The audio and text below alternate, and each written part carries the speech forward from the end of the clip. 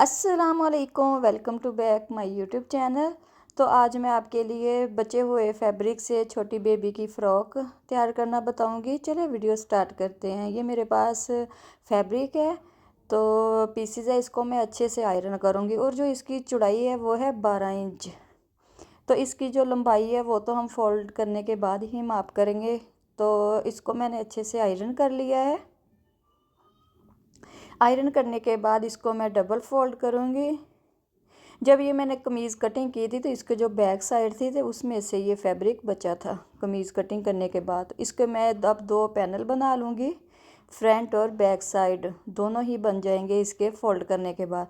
ये 1 से 2 year baby के लिए बहुत ही परफेक्ट होगी। ये रेडी हो के फ़्रॉक, इसकी जो लंबाई और जो चौड़ाई होगी वो परफेक्ट आएगी।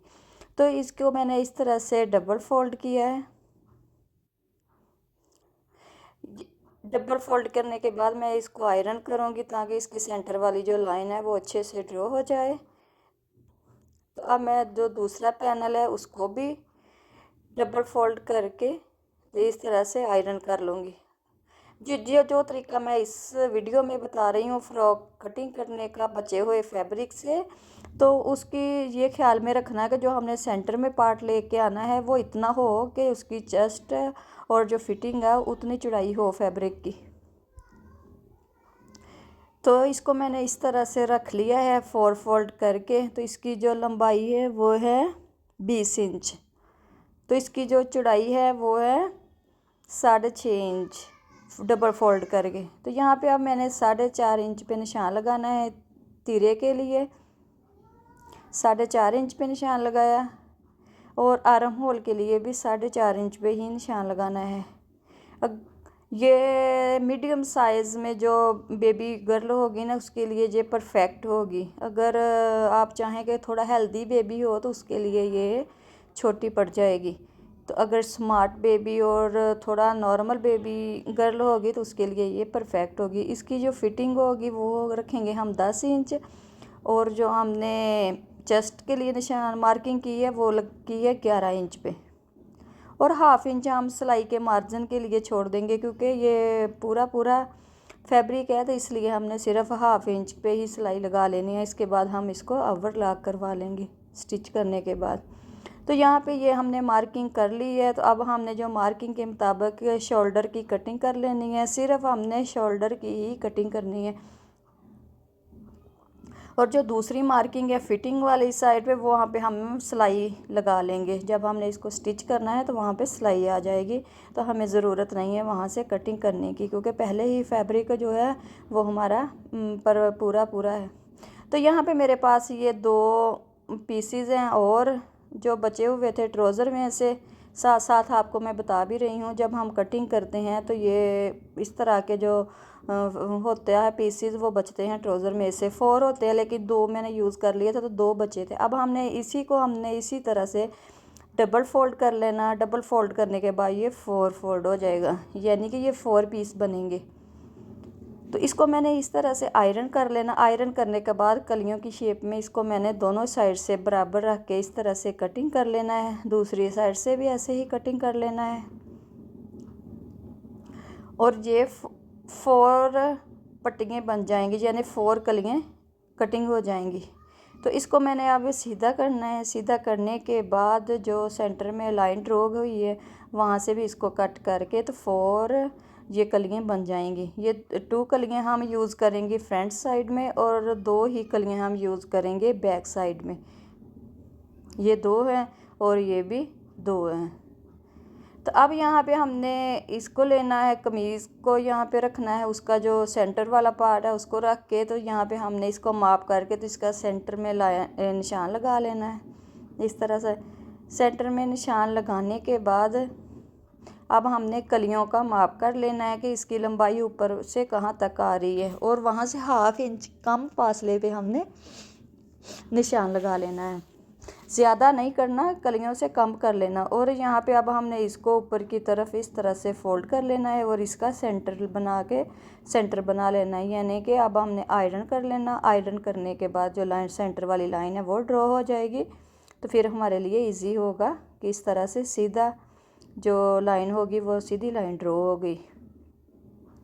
मेरी वीडियो पसंद आए तो लाइक ज़रूर किया करें और चैनल को सब्सक्राइब किए करें, ताकि मैं आपके लिए मज़ीद इस तरह के सेविंग टिप्स और ट्रिक्स लेकर आऊँ, ताकि आपके पास जो भी बचे हुए फैब्रिक हो उसको आपने इस घर में इजी बेबी के लिए फ़्रॉक तैयार कर सके। तो आपने ये देखे मैंने सेंटर बना के तो वहाँ से हमने कट कर लिए, यहाँ तक हमने कलियों का माप रखा था।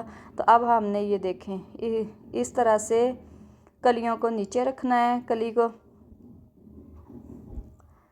और हाफ इंच के हमने हाफ इंच का फासला रखना है नीचे की तरफ। जो हमने सिलाई में देना है ना वो सिर्फ हमने हाफ इंच पे ही रखना है। और जो है फ्रंट साइड जो नीचे बॉर्डर है ना आ रहा थोड़ा थोड़ा सा, तो वो हमने बना ली है फ्रंट साइड, फ़्रॉक की फ्रंट साइड होगी। तो यहाँ पे भी इस तरह आप देख सकती हैं आपने ये कितना प्यारा फ़्रॉक रेडी हो रही है। और इसका जो घेर है वो भी परफेक्ट है, नीचे से घेर भी खुला हो गया, इस तरह आप देख सकती हैं। ये होगी कमीज़ की फ्रंट साइड फ़्रॉक की। तो अब हमने बैक साइड को भी ऐसे ही रख लेना है। सिर्फ आपको मैं ये बता रही हूँ, इस वीडियो में सिर्फ इसकी मैंने कटिंग की है, और नेक्स्ट वीडियो में मैं इसकी स्टिचिंग भी आपको बताऊँगी कि कलियों को मैंने किस तरह से ज्वाइंट किया है और कैसे अटैच किए हैं। ये बैक साइड होगी। तो यहाँ पे कलियाँ आप बेशक ऊपर की तरफ भी रख सकते जैसे आपको इजी हो, लेकिन नीचे की तरफ ज़्यादा बेस्ट है, नीचे की तरफ रख के सिलाई करना ज़्यादा बेस्ट है। तो नेक्स्ट वीडियो में मैं इसकी स्टिचिंग भी आपको बताऊंगी। ये वीडियो ज़्यादा लॉन्ग हो जाने थी, इस वजह से ये वीडियो मैंने 2 पार्ट में डिवाइड कर लिए। तो ये कटिंग का हो गया, और स्टिचिंग की नेक्स्ट वीडियो अपलोड करूँगी इंशाल्लाह। अब हमने बाजू कटिंग करनी है। मेरे पास एक और थी पट्टी बची हुई थी ऐसे ही, तो इसको मैंने इस तरह से बॉर्डर से नीचे नीचे की तरफ इस तरह से इसको मैंने डबल फोल्ड कर लिया। डबल फोल्ड करने के बाद इसको मैंने आयरन कर लिया है। आयरन करने के बाद इसकी मैंने कटिंग कर ली, ये 2 बाजू हो गए। तो अब हमने ये बाजू की जो चौड़ाई है वो कम थी, तो इसमें मैंने अब 2 और पीसेस रेडी कर पट्टियाँ जो हैं वो इसमें डाल के फिर बाजू को पूरा करूँगी। तो ये विंटर फैब्रिक था, तो इसलिए इसकी मैं जो स्लीव्स है वो मैं फुल रखूँगी, क्योंकि ये विंटर था तो इसलिए ये विंटर में ही पहना जाएगा। तो इस वजह से इसके जो स्लीव्स है वो मैंने फुल रेडी करूँगी। तो यहाँ पे भी मैंने इसको कट कर लिया। कट करने के बाद अब हम यहाँ पे सिर्फ हमें 2 पीसीस की ज़रूरत है। तो इस तरह से इसको मैंने बराबर रख लिया, क्योंकि इसकी जो चौड़ाई है वो इतनी ही बनती थी, तो इसलिए इसमें अब हमने 2 पीसीज और कर लेने। और ये जो जोड़ मैंने लगाना है ना ये नीचे की तरफ आएगा बाजू के, इतना कोई नज़र भी नहीं आएगा। और एक होता ना कि ज़्यादा नज़र भी नहीं आएगा, और ये परफेक्ट होगा। तो अब मैंने इसका ये देखें अब ये परफेक्ट होगा बाजू। तो इसको मैंने अब जो एक्स्ट्रा फैब्रिक है उसकी कटिंग कर लेनी है। इस तरह से कटिंग कर लेनी। कटिंग करने के बाद अब हमने शोल्डर वाली साइड पे इसकी शेप दे लेनी है। ये देखिए मैंने अब माप करके देखा, और इसकी जो लंबाई है वो 12 इंच है, तो 10 इंच हम इसको रेडी करेंगे। आगे से फोल्ड भी होगा और पीछे हाफ इंच सिलाई में भी आएगा।